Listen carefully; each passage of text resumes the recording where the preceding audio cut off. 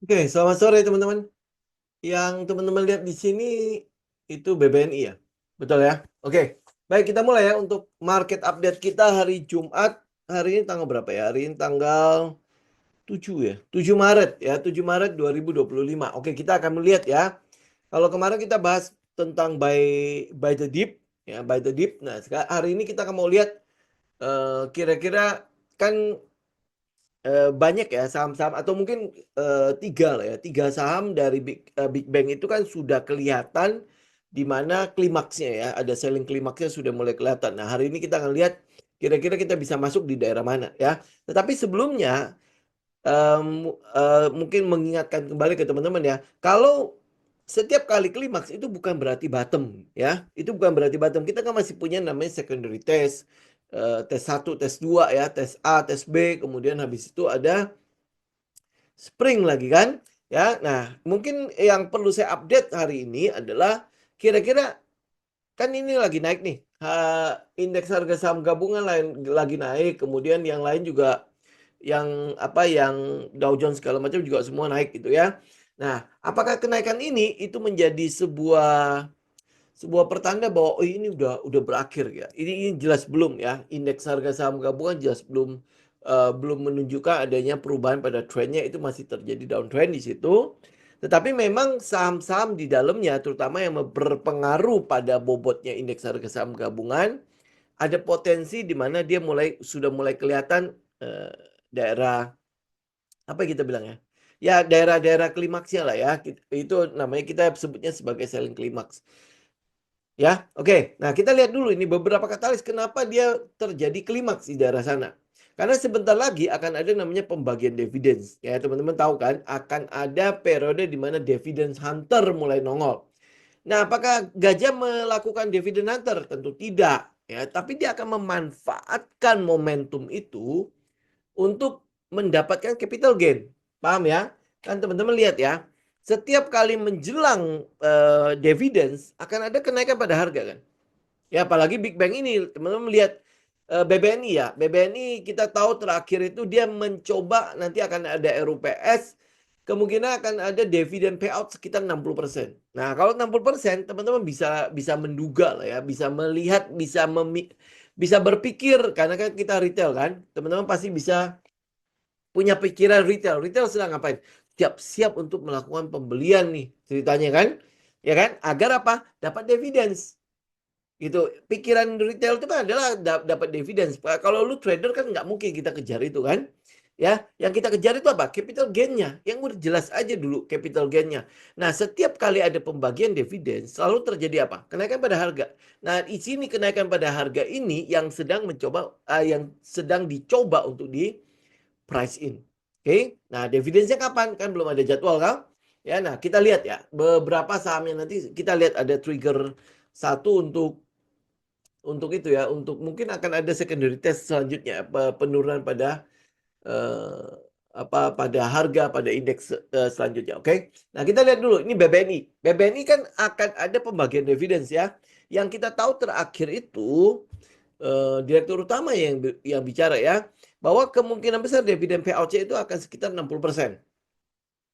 Ya, 60%. Nah, cuman ini kan mesti dimintain persetujuan di RUPS kan. Ya, jadi RUPS-nya kapan juga saya nggak ketemu jadwalnya sih. Teman-teman nanti kalau ketemu jadwal teman-teman tinggal lihat aja ya. Ada 60% untuk dividen payout. Nah, kalau 60%, oh kan retail kan pasti wow, ini ada peluang untuk pergi memborong kan. Nah, pikiran gajah apa? Ini ada peluang untuk ada capital gain di sana. Nah, mungkin ini salah satu sebab kenapa terjadi klimaks daerah situ. Ya sudah ada pembelian yang dilakukan cukup besar di daerah sana kan. Jadi apa yang kita lihat? Ini technical untuk BBNI dulu ya. Kita lihat teknikalnya. Apa yang kita lihat di situ? Yang pertama adalah sudah terjadi namanya change of character. Tetapi kita nggak mau change of character. Ini kan di sini ada nih change of character, ya kan? Jadi dia tadinya dia turun, teman-teman bisa lihat ya. Ini kan tadinya dia turun gitu kan. Ya, kemudian habis itu dia sempat naik, tapi nggak sempat naik, nggak sampai naik sampai ke atas, tapi cuma sampai sini kemudian turun lagi kan. Nah, kemudian habis itu ada kenaikan atau pembentukan high yang lebih tinggi daripada high sebelumnya. Sehingga itu sudah mulai menandakan bahwa ada tekanan jual yang mulai berkurang. Ada tekanan jual yang sudah mulai berkurang. Ini kita baca dari technicalnya kurang lebih seperti itu, ya. Kemudian habis itu apa? Ya dia membentuk kemudian habis dia membentuk periode di mana dia swing high swing low ya. Dan ya high-nya itu kurang lebih jadi relatif sama. Nah, kalau high-nya relatif sama, low-nya relatif sama. Kan kita nggak bilang low-nya itu pasti akan sama semua. Cuma ini relatif sama. Artinya apa? Periode sideways-nya sudah mulai kelihatan. Nah, sideways ini bukan berarti dia selesai turun ya. Ya, ini mungkin saja dia baru istirahat, kemudian habis itu mungkin nanti akan meneruskan turunnya. Nah, cuman ini mungkin pada saat area sideways ini, kalau teman-teman lihat katalis, jadi kita bisa bercerita bahwa ada sesuatu yang sedang dikejar. Ya, ada sesuatu yang sedang dikejar, ya salah satunya adalah si dividends itu, momen dividends. Ingat, kita bukan mengejar dividends ya.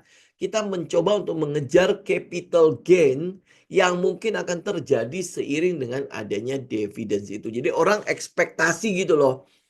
Pola-pola yang berulang pada saat dividends terjadi adalah kenaikan pada harga. Ya ini yang mau kita kejar. Jualnya kapan? Sebelum kumdet. Ya sehari sebelum kumdet itu biasanya akan jadi peak atau puncak dari pergerakan kalau kita tujuannya untuk menangkap katalis dividends. Ya paham ya? Oke. Jadi ingat ya, jualnya sebelum kumdet. Ya kecuali memang lu mau kejar misalnya gue dapat barang murah nih, kemudian habis itu dividends ya kemudian sorry. Kemudian kita hitung-hitung ya. Dividen plus nanti harga jual kalau sampai dia turun ya kelihatannya nggak akan turun sampai sejauh yang kita perkirakan gitu kan. Nah kalau teman-teman hitung-hitung itu ditambah dengan dividen kayaknya masih oke lah. Nah, lu bisa stay. Ya paham ya, bisa stay dalam arti kelihatannya dia nggak akan turun lagi kan, dividen tuh dapat nih. Ya itu anggap aja sebagai capital gain-nya, kemudian dia jebol kan. Ya pasti akan ada gap down atau apalah turun gitu kan. Kalau di Wyckoff kan mungkin akan terjadi secondary test di daerah situ kan. Nah, lu hitung. Kalau dia turun sampai sejauh apa ya turunannya dia kan. Nah, ini berapa persen nih dari peak itu sampai ke bawahnya itu berapa persen.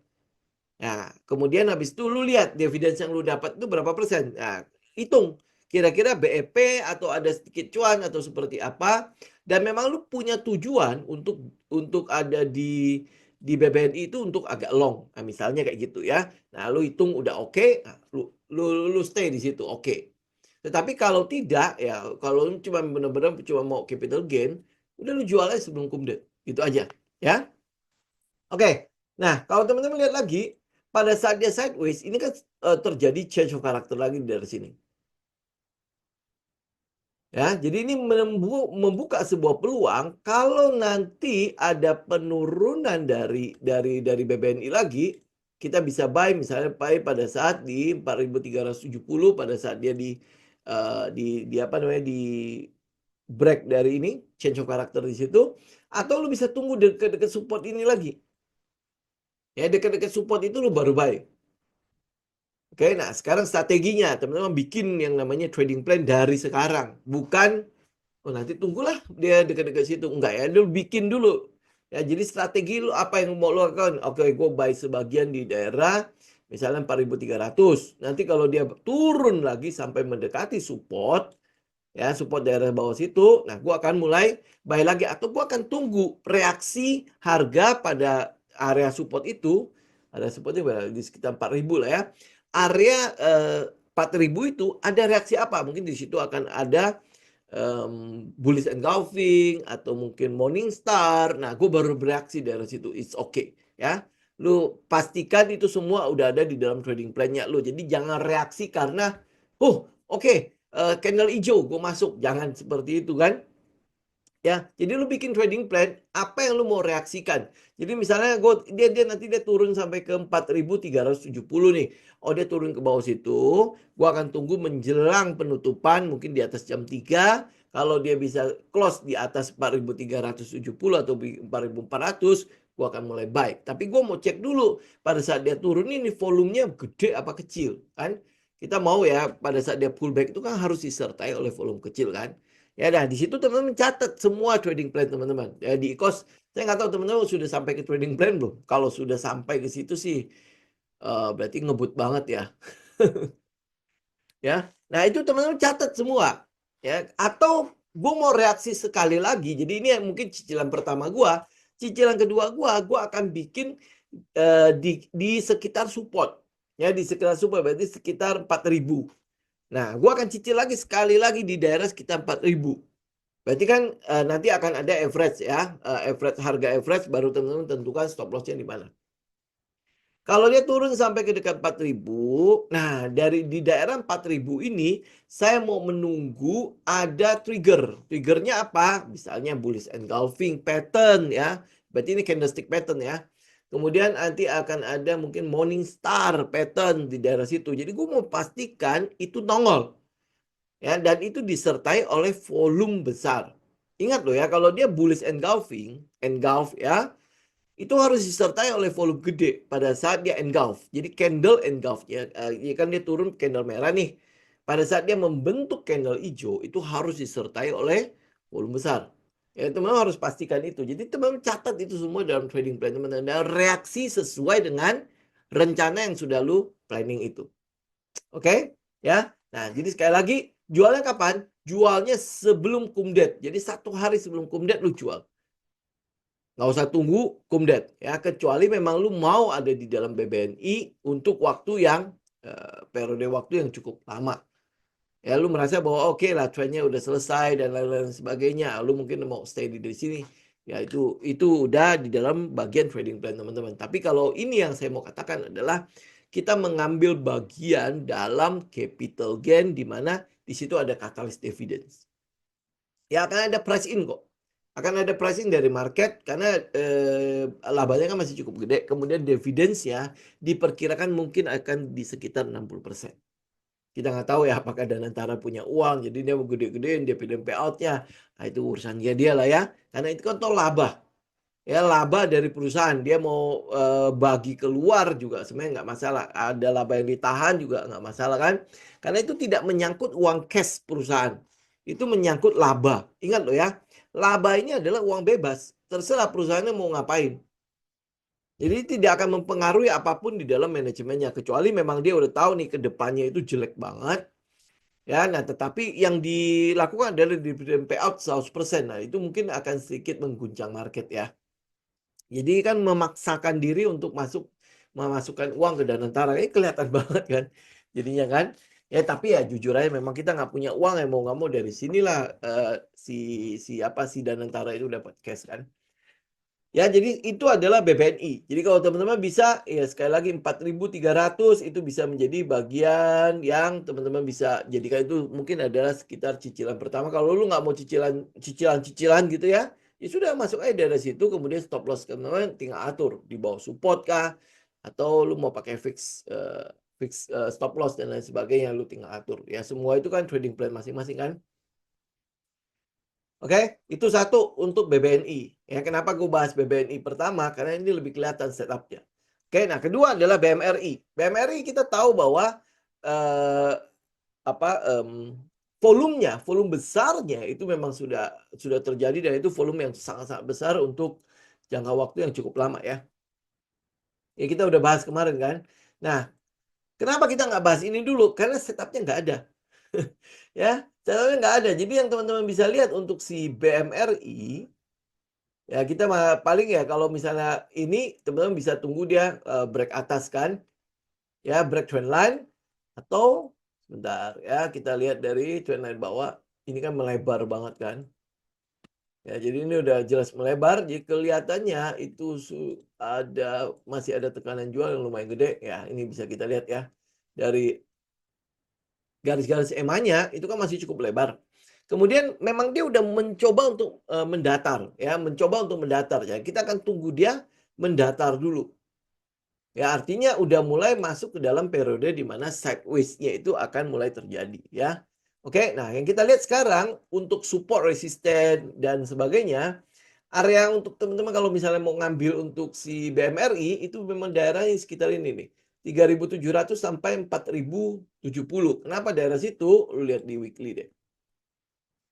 Ya, di situ ada daerah yang kita sebut sebagai supply demands ya, atau ya daerah support dan resisten nih. Ya, nggak tahu IG kelihatan nggak ya? Kalau nggak kelihatan nanti pindah ke YouTube ya. Ini daerah-daerahnya. Ya, kemudian habis itu dia sempat nge-break ini, kemudian turun lagi kan? Ya, habis itu dia break lagi. Nah, ini adalah daerah support dan resisten yang terjadi sebelumnya. Kalau teman-teman mungkin tahu tentang supply demand, nah ini adalah daerah supply demand di mana ya? Di situ nongol gitu ya. Ada momentum di mana terjadi pembelian yang lumayan gede. Oke, nah jadi ini mungkin akan jadi area buat si BMRI. Nah, BMRI sendiri untuk dividensia kita nggak tahu berapa persen ya. Kayaknya nggak ketemu ya, baru baru BBNI ya yang ketahuan ya. Saya nggak tahu apakah saya nggak dapat beritanya atau teman-teman mungkin udah tahu juga ya, silakan teman-teman tinggal cek aja. Ya, kira-kira DP payout-nya berapa. Kalau dia semakin besar, itu kemungkinan besar akan ada euforia untuk dividends. Ya, kalau BBNI kan sudah ketahuan tuh 60%. Makanya lu lihat teknikalnya kan sudah mulai kayaknya udah orang-orang udah mulai siap-siap gitu kan. Untuk menyongsong, ingat ya, kita cuma trading untuk capital gain, bukan trading untuk dividends. Ya, ya karena ya nggak tahu banyak kan, ini mumpung ada saham bagus, kemudian ada sebuah katalis di daerah situ. Jadi kita mencoba untuk mengambilnya. Ya, ambil dapat apa enggak ya, semua nanti tergantung market ya, market seperti apa. Jadi kalau untuk BMRI, saya mungkin masih akan lihat itu di daerah sekitar 3.700 sampai 4.070 untuk kita tungguin. Tapi kalau misalnya dia nggak sampai ke situ bagaimana? Nggak apa-apa. Teman-teman berarti harus tunggu di mana sideways-nya itu udah mulai terjadi. Sama kayak BBNI gitu ya. Udah mulai ada namanya change of character daerah situ. Ya, change of character. Mungkin nanti dia akan ngejebol daerah ini. Ya, dia naik gitu kan. Ini daerah berapa sih? Ini daerah sekitar 5.500. Ya mungkin nanti dia bisa naik ke atas 5.500. Berarti kan sudah mulai terjadi change of character tuh. Ya, terus habis itu dia mulai terjadi pullback ya, atau mungkin nanti akan ada namanya equal high atau equal low. Jadi high yang kurang lebih setara ya, atau kurang lebih ya nggak jauh-jauh dari situ. Kemudian low yang ya kurang lebih juga nggak jauh-jauh dari situ. Makanya disebut sebagai equal. Equal itu kan bukan berarti sama kan. Ya kan, jadi equal aja, equal high. Jadi artinya tekanan jual maupun tekanan belinya itu udah mulai seimbang. Ya udah mulai kelihatan seimbang. Oke? Itu untuk BMRI. Kemudian habis itu BBRI. Nih, ya, ini untuk BBRI. Yang kita harapkan kan sebenarnya adalah dia bisa mulai sideways di daerah 3.800 kan, ternyata enggak. Ya sudah saya buang aja ini. Nah, yang kita tunggu lagi adalah salah buang. Oke, ya, yang kita tunggu lagi ya sama kayak tadi. Equal high dan equal low-nya itu ada di daerah mana? Oke, saya gambar dulu sebentar. Oke. Nah, ya kalau teman-teman lihat ini udah seperti descending triangle kan. Ya, tinggal lu mau tunggu dia break atau kita mulai siap-siap lagi pada saat strukturnya mulai berubah. Ya, di sini kan sebenarnya udah ada perubahan struktur nih. Ini, ya, ini sudah mulai ada terjadi perubahan struktur, ada change of character dari situ kan. Sehingga kita tahu bahwa memang momentum untuk turunnya udah mulai agak sedikit ketahan. Jadi momentum tekanan jualnya sudah mulai agak sedikit ketahan sampai akhirnya nongol volume gede kan. Ya, jadi ini bisa jadi ini akan jadi low-nya, walaupun ini nanti kita masih belum tahu apakah itu akan jadi low bottom-nya atau mungkin nanti akan ada low-low selanjutnya. Ya, tetapi nanti yang kita tunggu itu adalah adanya equal low dan equal high mulai terjadi. Ya, equal low dan equal high mulai terjadi. Contoh misalnya kayak sekarang kan ini hampir-hampir sama. Ini hampir-hampir sama. Saya buang dulu ya, biar nggak tahu panjang. Nah, ini kan adalah hampir-hampir sama. Kalau yang bawahnya sih masih belum lah ya. Ini lihat teman-teman ya, ini 1, 2, 3, 4, 5 ya, hampir-hampir 5 titik yang tersentuh di daerah trendline atas ini nih. Lalu bisa tunggu dia break. Ya, dia break pasti akan terjadi change of character di sana. Mungkin dia akan nge-break ini dulu. Ini high ini, teman-teman tinggal tungguin ya high ini. Nih, high ini break. Saya buang dulu garis-garisnya. Nah, ini high itu break, maka terjadi change of character. Next habis itu apakah dia akan terus naik? Biasanya enggak. Ya, biasanya kan ada swing low dulu. Swing low untuk menguji apakah sudah mulai ada low yang lebih tinggi. Ya, atau ada equal low yang mungkin kurang lebih sama di daerah low sebelumnya. Ya kayak BMRI lah, teman-teman nanti bisa BBNI ya, equal low-nya itu udah mulai kelihatan. Ya, jadi sideways-nya udah mulai kelihatan kan? Nah, apa sih arti sideways buat kita? Artinya sudah ada sedikit tidak memberikan kepada kita pengumpulan barang itu udah mulai terjadi. Karena tekanan jualnya mulai turun kan. Bahkan tekanan jualnya udah akan sangat-sangat kecil. Makanya terjadi yang namanya konsolidasi. Ya kalau kalau penurunan harga atau downtrend itu kan berarti tekanan jualnya tinggi. Ya, tekanan jualnya itu besar. Karena itulah makanya harga turun terus kan. Ya, tetapi saat equalnya atau low-nya itu udah mulai sejajar, udah mulai kelihatannya nggak terlalu banyak lagi pergerakan yang membentuk low yang agak yang panjang-panjang, yang besar-besar jaraknya. Maka teman-teman udah bisa mulai melihat bahwa tekanan jualnya itu sudah mulai berkurang. Apa artinya tekanan jual buat kita? Artinya akan ada periode di mana mungkin kalau teman-teman bermain di support resisten, udah mulai ada peluang untuk kita melakukan swing di daerah situ. Beli support, nanti ya mungkin sell di daerah resisten terdekat.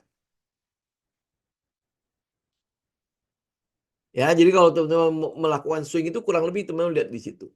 Nah, kemudian habis itu kita lihat ya, ini tekanan jualnya dari EMA aja juga. Teman-teman lihat, ini EMA 20-nya pun udah mulai berbelok ya ke atas ya, karena ada 1, 2, 3 candle yang naik kan. Nah, nanti EMA 20 dan 50-nya biasanya akan mulai ini mulai sejajar kan. Nah, kalau dia udah mulai sejajar, teman-teman udah tahu bahwa tekanan jualnya udah sangat berkurang sekali dan ini mungkin akan masuk ke dalam periode di mana konsolidasi itu mulai akan terjadi. Nah, kalau dia konsolidasi mulai akan terjadi, kemudian katalis dividennya juga sudah mulai kelihatan, coba kita lihat sebentar ya. DPR untuk BBRI 2025 belum ada kan? Oh ada nih ya, diusulkan 85% untuk BBRI. Ini nggak tahu tanggal berapa punya. 4 hari yang lalu ya, 4 hari yang lalu. Ini udah ada nih. Sebentar ya nih. Ya kita lihat ya untuk 3 bank besar yang kita mau bicarakan hari ini kan adalah BBRI, BMRI dan BBNI. BMRI yang belum ada. BBRI sudah nanti tanggal 24 Maret nanti. Terus BBNI itu tanggal 26. Oh udah, BMRI tanggal 25. Nah, kisi-kisinya berapa banyak nih ya? BRI kemungkinan besar ada 80 sampai 85%. Kemudian BMRI berapa? 60% ya. Benar nggak 60%? DPR-nya itu kelihatannya akan dipertahankan di 60%. Kemudian BBNI itu 55 sampai 60%. Oke? Ya, jadi ini udah ketahuan ya karena ini baru ini berita kapan ya? Berita hari ini ya atau kemarin? Ya tanggal 6 ya berita kemarin. Oke? Nah, jadi ini adalah katalis. Oke, katalis tapi bukan untuk sebuah trend ya. Cuma untuk katalis dan kita tahu bahwa pola untuk dividends adalah ya biasanya kalau udah ketahuan begini akan ada sedikit enggak rally lah ya, sedikit rally di daerah situ. Nah, ini yang capital gain yang mau kita cari. Oke? Ya, jadi sekali lagi untuk potensi BBRI itu adalah 85 sampai 85% itu DPR-nya.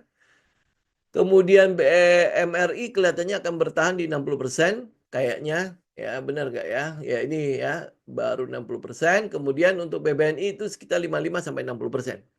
Oke? Nah, udah balik lagi. Jadi beli di mana untuk si BBRI? Ya, 85% loh. Biasanya ini pasti akan dikejar duluan. Cuma setup untuk ini lebih kita dapat di BBNI ya. Oke. Nah, BBRI teman-teman tungguin ini dulu. Tungguin dia break dulu ini. Ini berapa? 4.200 ya. Iya, betul ya. 4.180, 4.200. 4.200 tunggu dia break dulu. Nah, setelah dia break itu kan terjadi change of character di daerah sana. Nah, kemudian habis itu dia akan ada pullback. Dia akan ada pullback ya. Nah, pullbacknya itu perhatikan. Dia harus pullback dengan volume yang kecil. Ya, dia harus pullback dengan volume yang kecil. Ke daerah mana? Ya cari support dan resistennya. Ini sebenarnya nggak ada support resisten, ini udah paling paling bawah ya. Maka kita harus ambil yang weekly. Nah, ini. Dia sampai sana, kayaknya udah nggak ada lagi ya. Oh, ada naik atas sedikit. Oke, ya saya balik lagi ke daily. Nah, daerah sini. Oke, daerah berapa ini? Sebentar, kita blok dulu ini. Daerah 3.500 sampai 3.600. Oke, jadi ingat ya, break dulu ya. Break dulu 4.200, atau teman-teman memang mau, saya kayaknya nekat deh ya, ngambil agresif gitu kan. Ya sudah, 3.500 sampai 3.600, berarti bawahnya itu adalah stop loss teman-teman. Ingat ya, resiko menjadi seorang agresif adalah lu mungkin dapat barang murah kalau harganya terus naik kan. Tapi bisa jadi itu akan jadi lebih cepat kena stop loss. Karena kita belum confirm kan. Ya, belum memberikan konfirmasi di daerah change of karakternya belum ada. Atau bisa jadi nih, mungkin nanti ini akan jadi high, setelah dia turun kemudian dia break. Nah, itu kan jadi change of karakter nanti ya, nanti. Cuman ini kan sekarang kita belum tahu nih. Yang sekarang yang kita lihat itu adalah high yang valid itu adalah yang di 4.200. Jadi kita mau tunggu itu adalah dia break kemudian dia pullback. Oke? Nah, bisa jadi ini akan terjadi pullback di sini. Bisa jadi ya, ini skenario kedua untuk BBRI ya. Jadi area ini 4.000 itu akan jadi area di mana mungkin nanti akan dia break setelah dia pullback kemudian dia break. Nah, itu terjadi change of character di sana. Nah, saat kalau misalnya ini terjadi skenario ini nih yang terjadi nih, dia setelah dia pullback kemudian dia break, maka teman-teman tungguin dia retest. Ya, retest ini. Lu hitung komet aja udah. Gampang kan? Hitung komet kan? 1 2 misalnya ya, bisa break kan, 1 2 3, ini berarti 4 kan. 4 pada saat penurunan ini ya lu mau buy silakan ya, tetapi kalau lu pakai komet berarti kita akan tunggu titik keempatnya itu break, kita buy.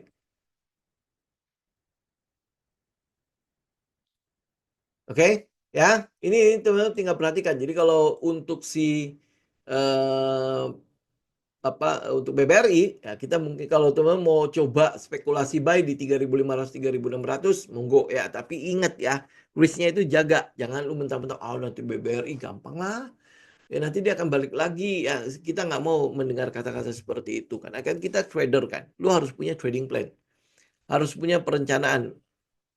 Kalau dia kena stop loss tetap keluar. Nggak ada istilahnya nanti, BBRI fundamental bagus. Ya, it's okay lah, disimpan aja, nanti juga dia naik lagi dan lain sebagainya. Nggak ada. Ya, nggak ada urusan soal fundamental daerah sini. Pokoknya lo technical ya, lo technical aja. Trading plan lo bagaimana, lo lakukan seperti trading plan-nya. Ya, oke, ya, saya akan bahas hari ini cuma 3 saham itu doang. Ya, karena ada peluang. Ya lumayan kan, maksudnya ini saham bagus. Fundamental 3 saham ini ada yang meragukannya? Pasti tidak ada kan? Ya. Jadi ini saham bagus, kemudian ada katalis dividends. Ya, di mana tadi kan kita udah lihat 24, 25, 26 ya. 24, 25, 26 Maret itu akan jadi penentu dividendnya itu kapan akan dibagikan, kemudian habis itu payoutnya itu berapa dan lain sebagainya. Lu jangan tunggu hari itu sampai, jangan tunggu hari itu tiba. Ingat, market discount everything. Pada saat hari itu sampai, ini harganya udah nggak tahu kemana, karena yang tahu nanti ketok palu akan berapa dan sebagainya sebenarnya udah ketahuan dari sekarang. Ya, orang-orang udah si institusi itu udah tahu dia akan diketok palu berapa, karena draftnya itu sudah disusun. Ya kan? Draftnya itu sudah disusun. Nah, pemerintah sebagai stakeholder yang paling besar dari 3 bank ini, ya pasti udah inilah, udah titip pesan lah ya. Ego dan Antara butuh uang, butuh cash, bukan butuh uang, butuh cash. Jadi lu cobalah tinggal atur ya, kalau atur di manajemen ya semaksimal kamu. Ya kan, kalau ngomong mungkin Erick Thohir ngomongnya begitu kali ya. Ya, semaksimal kamu bisa kasih cash berapa ke Danantara.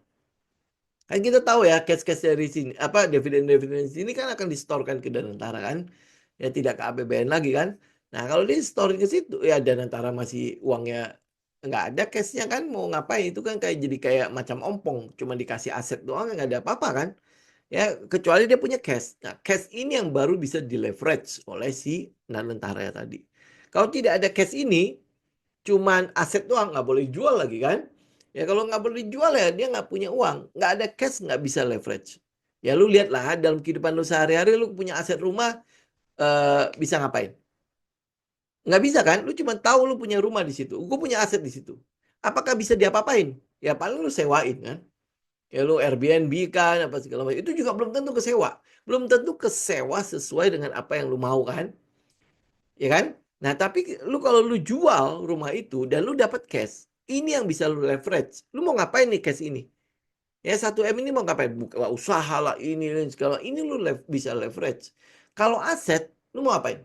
Ya lu harus jadikan jaminan dulu ke bank.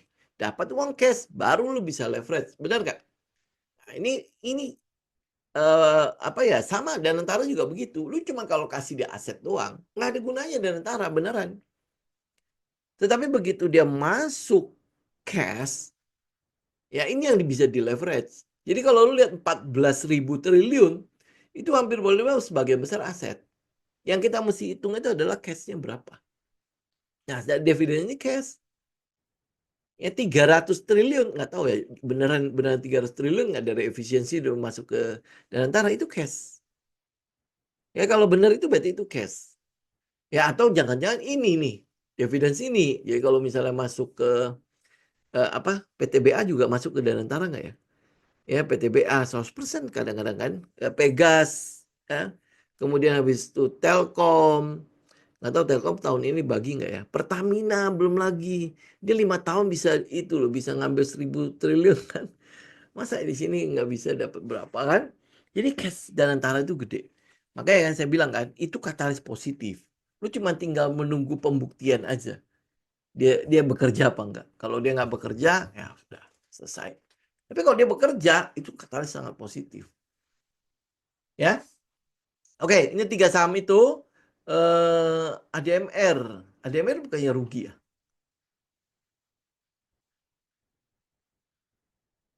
Oke, ya, ini ADMR. Oh, ini kemarin kita mau nunggu-nunggu, ternyata dia, udah masuk ke support ya.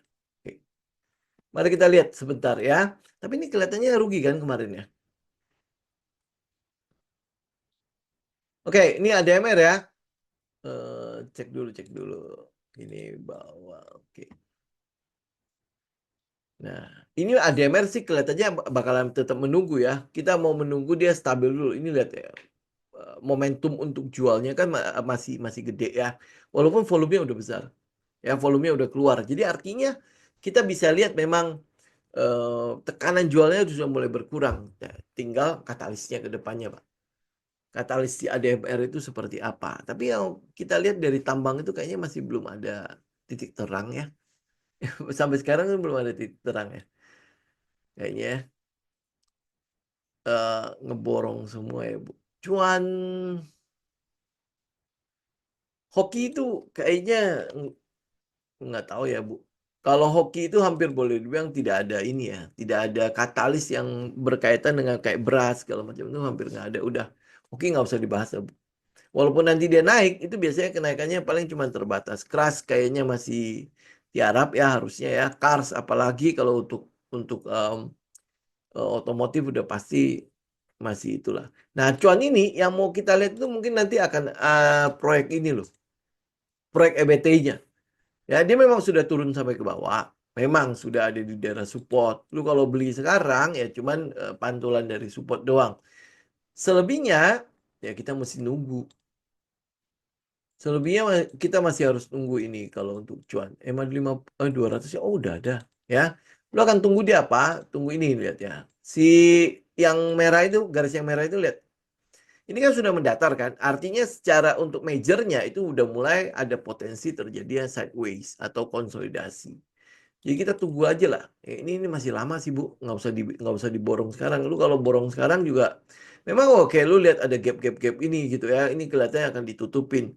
Nanti tunggu inilah, tunggu tunggu katalisnya atau kalau enggak seenggaknya riset dari sekarang. Cuan ini katalisnya apa? Memang iya dia sudah kemarin beli Petro, kemudian habis itu punyanya si India. Dibeli sama Cuan kan, tambang batu baranya dibeli sama si Cuan. Ya, nah Uangnya iya gede. Nah, tapi sekarang adalah barang-barang yang dia beli ini eh, kapan menghasilkan buat dia. Gitu. Memang kita tahu ada undang-undang minerba yang diperbarui kan. Nah, ini coba cek undang-undang minerba yang diperbarui ini seperti apa.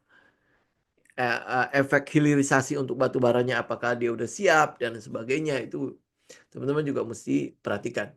Yang mungkin paling dekat ya paling dekat Cuan ini kan anak apa induknya si Petrosea kan. Nah, lihat berapa banyak dividends yang dibayarkan ke Cuan. Ya mungkin itu akan jadi pendorong untuk pergerakan. Tapi ya untuk sekarang sih mungkin kita lihat memang dividen katalis aja ya. Nah, itu juga paling akan jadi dorongan cuma buat teman-teman swing doang. Sama kayak BMRI, BRI maupun BBNI. Itu juga kita cuma buat dorongan katalis dividen doang ya. Jadi yang kita cari sekali lagi ya, capital gain. Ya, capital gain, bukan dividen. Oke, cuman kita memanfaatkan katalis dividends untuk dapetin si capital gains ya. Ini market discount everything ya. Oke. Nah, kemudian ini mungkin saya harus itu masukin ke teman-teman adalah indeks harga saham gabungan kan masih ada potensi turun sekali lagi ya. Ya kan ini masih ada di 6.000 dan 6.200 kan. Ya kalau ini daerah-daerah mungkin daerah sekitar support ya. Dan kemarin kita sudah bahas kan polanya si indeks harga saham gabungan kan apa masa-masa merananya itu jauh lebih singkat dibandingkan masa-masa berjayanya ya. Nah, apa yang kira-kira akan menjadi trigger utama indeks itu jeblos terus habis itu mulai naik lagi. Nah, kita udah mulai melihat beberapa triggernya ya. Pertama adalah soal adanya peluang resesi ekonomi di US. Ini resesi ekonomi ya. Ingat ya, ini bukan terjadinya krisis. Resesi ekonomi. Resesi ekonomi itu apa sih? GDP atau pertumbuhan yang minus selama 2 kuartal berturut-turut. Itu aja. Ya, tujuannya apa? Si Trump itu mencoba untuk meresesikan ekonomi US. Tujuannya adalah untuk memaksa The Fed nurunin suku bunga. Kenapa dia harus turunin suku bunga? Karena ada utang jatuh tempo di tahun 2025 untuk utang luar negerinya ya. Itu sekitar 7 triliun US dollar. Ingat ini 7 triliun bukan rupiah. Tapi 7 triliun US dollar. Kayak kita nggak bicara mengenai miliar juta ya. Lu lihat 1 juta US dollar pun udah gede kan? Ini 7 triliun US dollar. Dan sekali lagi, mungkin buat teman-teman yang tidak tahu kalau US ini punya utang, dia adalah kreditur ya, pengutang terbesar di dunia. Ya, utangnya berapa? Bentar, mana ya? Nah, ini utangnya segini. Utang US untuk Februari 2025 itu ada 36,22 triliun US dollar. Itu utangnya. Ya kalau lu lihat utangnya Indonesia 2.000 triliun lu takut, apalagi ini. Ini US dollar loh, 36 triliun US dollar. Ya itu berapa ratus ribu triliun rupiah ya. Ya sampai nggak bisa disebut kali ya. Nah ini 36,22 triliun US dollar itu utangnya. Ya itu di 2025 lu lihat itu utang terus naik ya. Bahkan kayaknya sejak COVID kan, sejak COVID itu dia eksponensial naiknya dari 23 menjadi 27. Ini COVID nih dari sini nih. 2019, 2020, 2021 itu pang langsung kan tinggi ya, langsung terus naik ke atas. Ya dan utang untuk ke luar negerinya mana sebentar. Utang dalam negeri, nah ini. Ya, utang intergovernmentalnya itu adalah 7,32 triliun. Ya, ini utang yang harus dia bayar keluar. Kalau utang dalam negerinya yang dipegang sama publik kayak ORI gitu ya, kita pegang yang dipegang adalah Republik Indonesia orang apa penduduk Republik Indonesia. Sedangkan 7,32 triliun itu yang pegang negara lain. Nah, ini yang negara lain ini ya lu kebayang nggak dari 7,3 triliun itu dia harus bayar bunga berapa? 4% lebih setahun. 4% dari 7 triliun itu berapa? Itu yang disetorkan ke Cina, ke Jepang. Ya, mungkin ke Eropa juga ada sebagian mungkin Indonesia nggak tahu ada nggak ya? Kayaknya sih nggak ada. Kalau ada juga kecil banget ya. Sama Singapura segala macam itu yang disetorkan. Lu kebayang nggak sih pembangunan di Cina itu dibiayai oleh Amerika, gitu ya. Kenapa Jepang itu tenang-tenang aja? Karena dia masih dapat bunga dari Amerika. Kalau Jepang itu mungkin Amerika nggak tahu pusing lah ya. Tetapi yang Cina ini nih, lu kebayang nggak dia bisa membiayai pembangunan angkatan perangnya itu dari bunganya ini bunga utang dari US ya. Coba bisa bayangkan berapa gede ya. 7 triliun kali 4%, lu kalian sendiri lah. Ya nggak tahu dia Cina itu berapa. Ini nggak disebutkan, tetapi ya lu bisa bayangkan lah ya. Cina itu adalah debitur kedua terbesarnya US. Kedua terbesar ya, kalau lu taruhlah 3 triliun lah ya. Atau mungkin 2 triliun lah ya. 4%-nya berapa? Ya, itu kan pasti bilangan miliar kan? Ya, berapa puluh miliar yang setiap tahunnya itu masuk ke Cina. Jadi ya lu mau perang dagang sama Cina, sebenarnya US juga yang hancur lah. Nah, ini 7 triliun ini harus dibayarkan tahun ini. Ya, jadi karena itulah makanya sedangkan The Fed itu kan tidak mau didikte oleh Trump kan. Karena itulah makanya Trump mencoba untuk meresesi ekonominya. Yang kita lihat dari ini Q1-nya ada peluang ini dari data Federal Reserve-nya The Fed ya. Ada peluang di Q1 2025 GDP US itu minus. Ada peluang ya, jadi ada peluang slowdown di situ. Kemudian penganggurannya itu akan meningkat. Ya, ini meningkat nih Februari 2025 itu sudah 25,9% peningkatan. Ya dalam 6 bulan ini. Gitu. Ya, jadi ini yang kelihatan mungkin market akan memprice in untuk itu. Oke, market akan memprice in untuk itu, terutama untuk utang jatuh tempo ini 7 triliun lebih. Ya memang pasti ketutup lah, karena dia bisa cetak uang kan. Tapi dengan mencetak uang, artinya dia harus nambah utang baru.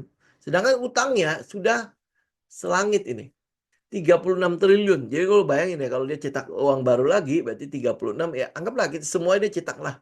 36 tambah 7, yang 43 triliun. 43 triliun US dollar. Dan nah, jadi ini yang teman-teman perlu perhatikan ya. Ada peluang ini akan jadi sebuah trigger. Ada peluang. Jadi saya lupa antara JP Morgan atau si Morgan Stanley sudah memberikan pernyataan kalau tahun ini mungkin akan terjadi crash pada market. Ini crash doang ya. Jadi ada penurunan pada market. Kalau lihat market US itu wajar sih kalau dia turun. Ya dari Dow Jones lu lihat ya. Wajar kalau dia turun. Kenapa? Dia udah naik terus. Ya udah naik terus sejak pelantikan di Januarian ya. Sejak pelantikan itu kan terus ya rally ya. Bukan sejak pelantikan, sejak ketahuan Trump itu adalah pemenang, itu kan dia terus rally kan. Ya, jadi kalau dia nanti ada terjadi penurunan pada Dow Jones, ya wajar aja. Itu jelas wajar. Ya, termasuk di Eropa. Eropa itu ada sebuah isu. Teman masih ingat kemarin si Trump itu kan ribut sama si apa itu namanya, Zelensky. Ya, itu loh Ukraina. Dia kan ribut kan, itu ribut ketahuan sama publik sampai akhirnya semua kesepakatan dibatalkan, termasuk bantuan US untuk perang segala macam itu dibatalkan semua oleh si Trump. Apa yang terjadi pada saat itu? Uni Eropa, terutama Prancis, Inggris, ya itu langsung merangkul si Zelensky. Kenapa? Karena kalau enggak, ya ada peluang Rusia akan memenangkan perang itu. Dan kenapa Eropa itu berkepentingan dengan Ukraina? Karena kalau Ukraina sampai dicaplok, itu kan berarti sebelahnya itu adalah Eropa. Ya, paham ya? Ya, jadi kalau dalam kondisi perang, ya artinya ya dia langsung bersebelahan. Ya tinggal nyebrang doang jadi gitu loh.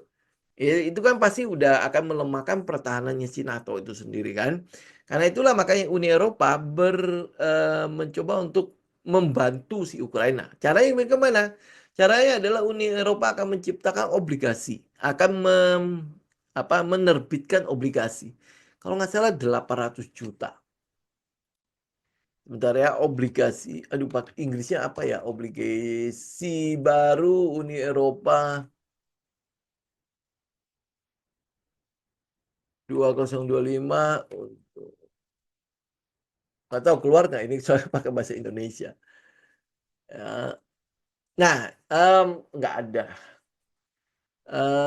Ini persenjataan ulang, kesepakatan, mungkin ini kali ya. Coba kita lihat ya. Mana, nggak ada, nggak ada, nggak ada, nggak ada, nggak ada, nggak ada. Ada nggak dia disebut nggak ya? Berapa itu ya? Nanti teman-teman cari dah pakai bahasa Inggris pasti harusnya lebih ketemu ya daripada ini. Eh, ya nggak ada. Oke, bentar. Ini kan masih baru nih. Nah ini ya 800 miliar euro, 860 US dollar. Ya 860 US dollar. Jadi ini dia mencoba untuk mendapatkan pinjaman atau apalah ya, 800 miliar US dollar untuk membantu Ukraina. Ini uang loh. Oke? Uang ini bukan keluar dari apa dari udara brusuk gitu langsung 800 miliar gitu ya. Enggak itu. Ini harus ada dasar untuk menciptakan utang ini. Atau kalaupun nanti dia mencetak dan lain sebagainya itu harus ada dasarnya. Jadi likuiditas atau jumlah saham beredar itu akan apa saham beredar lagi. Uang yang beredar itu akan jadi besar. Nah, apa resikonya dengan peredaran uang tambahan 800 miliar ini? Resikonya adalah nilai tukarnya. Nilai tukarnya akan semakin melemah. Pada saat nilai tukar melemah, ya otomatis perekonomiannya udah pasti akan ikutan. Sekarang kan yang kita lihat ya, indeks-indeks Eropa kan semuanya uptrend semua kan. Nah, ini akan jadi salah satu trigger untuk terjadi koreksi. Ya, kita lihat indeks harga saham gabungan juga sama kan. Cuman bedanya adalah indeks harga saham gabungan kita sudah koreksi. Ya, tekanan koreksinya itu sudah lumayan dalam dibandingkan dengan yang Eropa, dengan yang US, ya itu masih cenderung ya masih di atas gitu. Jadi kan nanti kan lu akan lihat ada collapse di situ ya, teman-teman siap-siap aja. Jadi itu kelihatannya akan menjadi trigger utama di mana koreksi pada market itu akan terjadi dan kita lihat ya udah itu setelahnya itu akan terjadi bottom. Ya, ini saya mengupdate itu aja jadi kita tinggal ikutin bareng-bareng. Ya, kita ikutin bersama-sama. Tinggal ya kapan ketok palunya aja. Ya, jadi akan ada likuiditas. Kemudian saya udah sempat share itu ya. CDBC ya. Ya, apa digital currency dunia ya. Digital currency dunia itu kan sekarang udah mulai cukup gencar ya. Dan itu tidak melibatkan kripto sih. Nggak tahu nanti kripto akan dimasukkan ke situ apa enggak. Tapi teman-teman perhatikan. Kalau nanti uang-uang fiat ini hancur nilainya, nah itu akan nongol di daerah situ. Nah, yang ini yang mungkin sedikit ditakutkan oleh orang-orang adalah kalau sampai digital kayak rupiah digital dan lain sebagainya itu benar-benar terjadi kejadian gitu ya dan itu benar-benar sekarang kan kita udah pakai sebenarnya kayak GoPay kayak ShopeePay segala macam ya QRIS itu kan sebenarnya udah mencoba untuk ngarah ke digital kan uang kita akan bisa cukup dikendalikan oleh pemerintah. Itu banyak sekali yang dikhawatirkan sama kayak di Cina lah. Cina sekarang kan hampir boleh bilang cashless semua kan. Nah kalau lu sampai ketahuan berbuat sesuatu itu langsung diblok. Ya beberapa supplier saya itu udah terjadi dan lu jangan harap uang lu kembali udah selesai. Gitu. Dari yang mungkin ditakutkan oleh apa namanya penerapan digitalisasi terutama untuk currency itu yaitu kayak gitu. Jadi apa kuasa pemerintah terhadap ini pengendalian terhadap peredaran uang itu akan sangat-sangat tinggi. Ya, nah, kapan itu bisa diterapkan? Yaitu pada saat market berdarah-darah. Dan uang fiat ini, uang-uang ini udah nggak kepake, nggak ada harganya lagi. Gitu. Karena itulah mesti dicarikan sebuah pemulihan. Kan teman-teman juga tahu ya. bahwa setiap kali terjadi resesi, bukan resesi, terjadi sebuah krisis ya, akan muncul teknologi-teknologi baru untuk mencegah agar yang ini tidak terulang kembali. Ya, jadi ini kelihatannya, lu lihat ya, utang luar negerinya, utangnya US itu begitu tinggi. Sekarang udah 36 triliun. Kemudian sekarang Uni Eropa mau cetak uang baru lagi sekitar 800 miliar, hampir 1 triliun euro. Hampir 1 triliun euro. Lu kalau cuma cetak 1 triliun rupiah mah nggak ada artinya kan. Ya kan? Artinya itu akan terjadi penurunan value pada mata uang itu. Nah, nanti akan terjadi klimaks pada value uang itu. Sampai uang itu kayaknya udah nggak ada harganya. Gitu. Nah, setelah itu mungkin akan terjadi yang namanya resesi yang changing order pada dunia dan lain sebagainya. Mungkin nanti akan Cina akan berkuasa dan lain sebagainya kan. Nah, akan muncul teknologi baru. Nah, teknologi apa ini? Kelihatannya akan ada pengendalian terhadap peredaran uang akan cukup ketat. Makanya ini yang digital currency itu mungkin akan take over. Ya, digital currency ini kita nggak bicara mengenai kripto ya. Kita bicara mengenai misalnya rupiah digital, euro digital, ya dan lain sebagainya. Tetapi semua dalam bentuk digital. Gitu, kita nggak menggunakan lagi ya uang-uang cash yang sekarang teman-teman pakai itu. Gitu. Akan terjadi one day. Ya, cuma ya kita nggak tahu kapan itu terjadi, tapi pola yang terlihat oleh kita adalah setiap kali terjadinya krisis, ya krisis yang berdarah-darah itu, ya entah itu krisis apapun gitu ya. Nah, itu akan setelahnya akan muncul sebuah teknologi yang mengikutinya. Itu polanya. Ya, lu bisa cek lah pola-pola krisis-krisis sebelumnya. Kemudian habis itu muncul teknologi seperti apa. Muncul teknologi seperti apa. Kayak COVID kemarin lah ya. COVID kemarin kita dipaksa. Sebelum kita dipaksa untuk lebih cashless. Sebelumnya udah cashless belum? Sudah. GoPay segala macam udah ada. Ya kan? Teman-teman lihat OVO, Dana. Kemudian saya lupa ada satu yang tutup itu apa. Itu kan terjadi. Berapa banyak yang pakai? Nggak banyak. Orang masih lebih cenderung untuk cash kan. Sedangkan di Cina itu sudah terjadi di tahun berapa? Ya kan? WeChat Pay, ya Alipay, itu udah terjadi kapan gitu. Nah, sejak COVID, kita menjadi terbiasa menggunakan GoPay, ShopeePay, OVO, ya, Dana, dan lain sebagainya. Kita menjadi terbiasa dengan QRIS ya itu kan. Nah, bisa jadi ke depannya kita kan juga terbiasa dengan rupiah yang digital, US yang digital dan sebagainya. Itu akan jadi sebuah teknologi. Nah, teknologi itu akan diterapkan, akan dipaksa untuk kita ambil ya pada saat ya ada sesuatu yang mengharuskan teknologi itu muncul. Ya salah satunya yaitu krisis-krisis itu. Nah, ya teman-teman tinggal tungguin aja. Itu pasti akan terjadi. Nah, menurut balik lagi ke tabelnya si Samuel Banner itu di 2026 akhir. Ya mungkin daerah setelah dividen kan biasa ya, atau mungkin daerah Mei, Juni, ya antara dari situ lah kita akan lihat seperti itu. Nah, 2025 kelihatannya belum. Ya memang akan ada mungkin kayak trigger untuk resesi US ya. Resesi itu bukan berarti krisis ya. Resesi ini hanya karena adanya pertumbuhan ekonomi minus dalam dua kuartal berturut-turut. Ya, jadi ini Q1 2025 diproyeksi akan minus. Nah, nanti kita tinggal lihat Q2. Q2 itu berarti laporannya itu di Juli atau di Juli ya, kurang lebih di daerah Juli lah. Q2 itu baru akan lihat, oh ini resesi. Ya cuma akan begitu aja. Tetapi apakah market akan bereaksi pada saat data itu keluar? Tidak. Market sudah bereaksi sebelumnya. Termasuk sekarang. Sekarang kan The Fed sudah memperkirakan kan, kalau resesi itu akan terjadi di mana. Ini ya, menyebalkan sekali ya mukanya. Ya, The Fed itu sudah memperkirakan akan terjadi resesi di Q1 2025. Ya kan?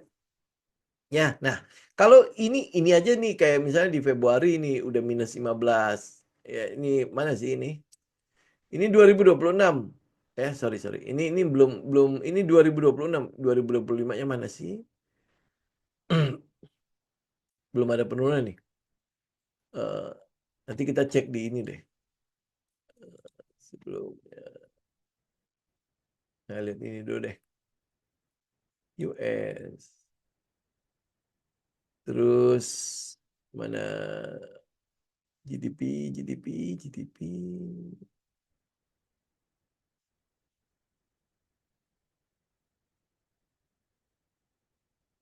Mana GDP?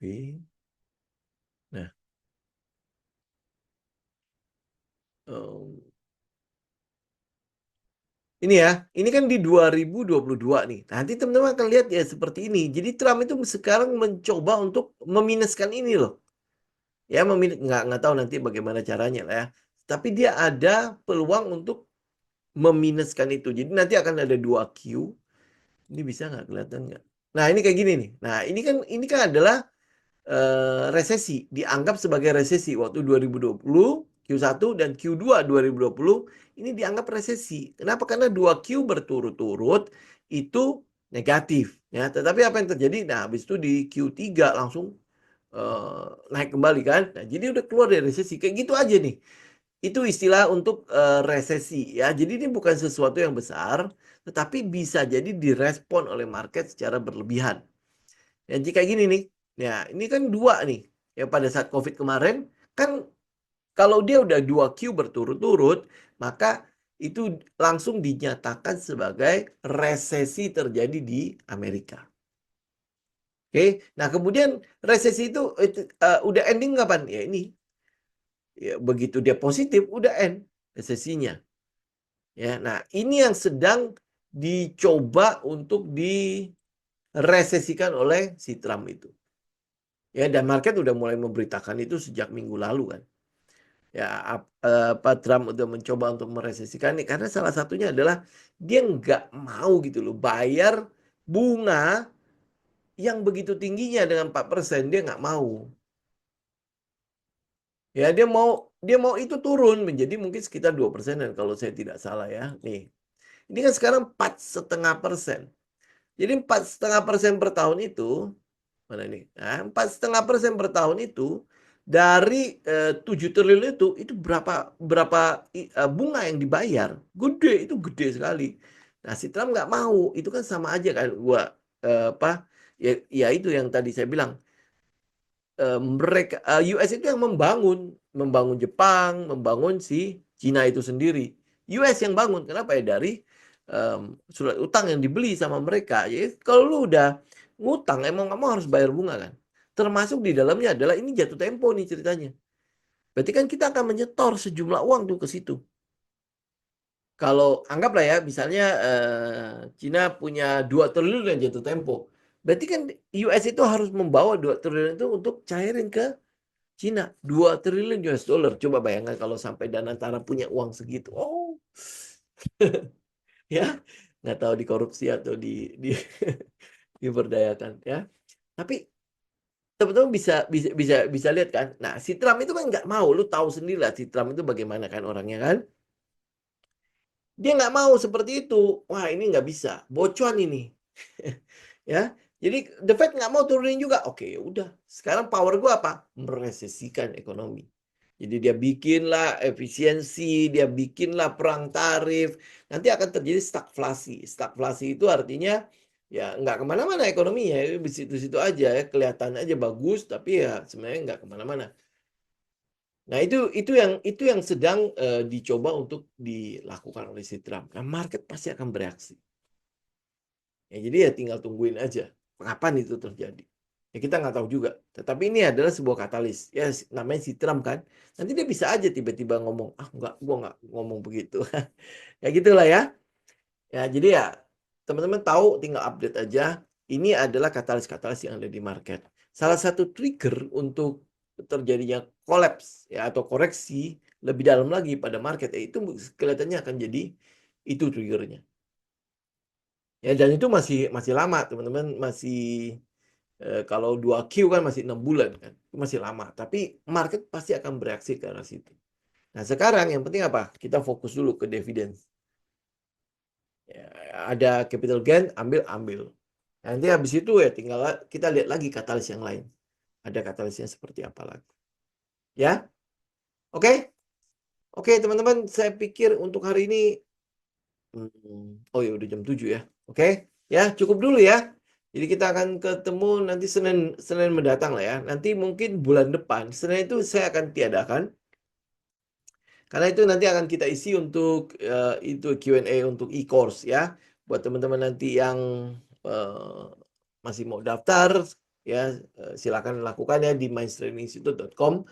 Kemudian untuk alumni masih tetap ya kode kupon yang sama. Oh ya teman-teman, buat yang selama Maret ada kode kuponnya namanya promo Maret ya. Nanti mungkin lebih jelas lagi, teman-teman bisa chat dengan admin kita. Ya, itu salah satu adalah admin AI ya, admin AI. Jadi kita sedang saya bangun. Nanti mungkin teman-teman bisa konsultasi portofolio juga sama dia. Sedang kita bangun nanti apa yang harus dilihat dan lain sebagainya. Itu nanti kayak ChatGPT tapi versi Mindset Institute gitu. Ya, tapi ini sedang kita latih. Sementara kita pakai dulu untuk jadi admin buat keperluan program-program dari Mindset Institute. Ya, oke? Oke, ya, sampai ketemu minggu depan teman-teman. Terima kasih untuk waktunya. Happy weekend semua. Selamat menjalankan ibadah puasa buat teman-teman yang menjalankan, dan prapaskah juga ya buat teman-teman yang Katolik ya. Oke, saya izin pamit. Thank you semua. God bless.